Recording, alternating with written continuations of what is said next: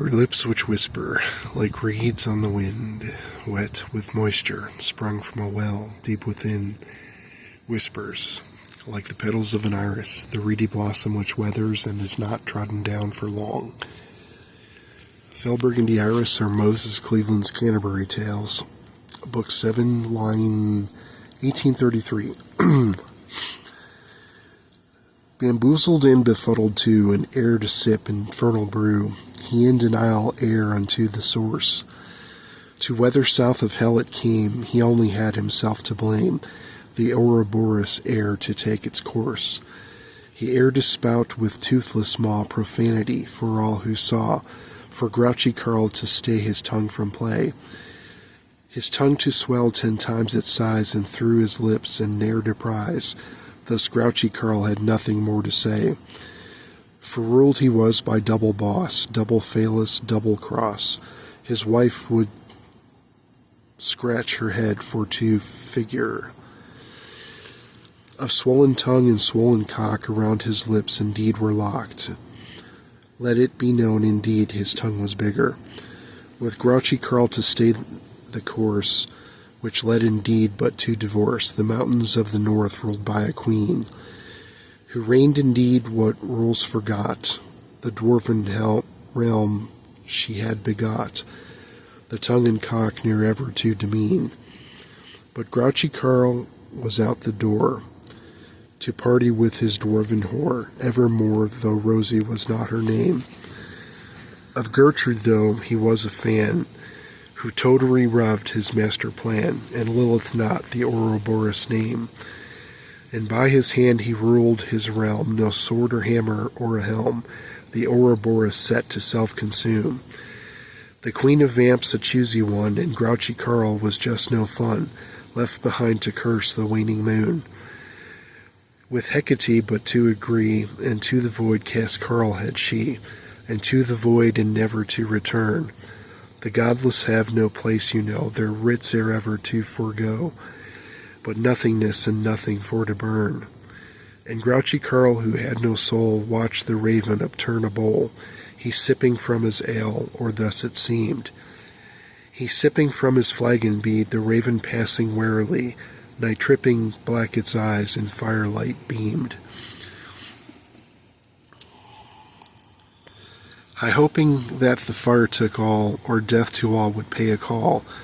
Hard to say it was with Carl's intent. To death his friend his knee was bent, a messenger, but no messages were sent, or received, bereaved of purpose, thus it went. A numbing tone and throbbing well, which he mistook but for a spell, dull no ether for to convey his will. No board or pad or wire to be, nor drums or semaphores to see. His flagon guarded, ne'er it be to spill. His cup half empty ere it be, and begging more he ever be, stuck in his ideology of need. His tongue reversed to serpent's tail, his greed forever near to fail. How self-consumption slew the demon seed. The Ouroboros thus it went, upon its tail its greed was spent, he drooling on his feet up to his knees.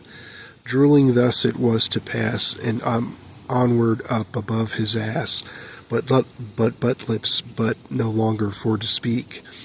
Of grouchy Carl who tied the knot unto himself his love begot, what self-defeating Narcissus to blame. Thus married to himself it be, no license or permit to see, slim and shady with no lady he. The raven trashed the victory feast, wings be nimble, feet be fleet, mongered fish be mongered for the floor. The harpist plucked her whale sinew, into her face an errant brew, with broken harp she ventured towards the door. With frothy ale upon her face, she licked her lips and stood in place, and ventured back to cop one flagon more. Mongered fish and mongerer be, her fish lips much too dry for she, her whistle wet the raven thus ignored.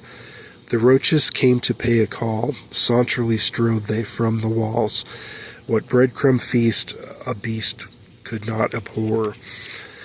With chunks of bread and chunks of meat and fish the roaches feast replete, the raven yet to catch and show the door.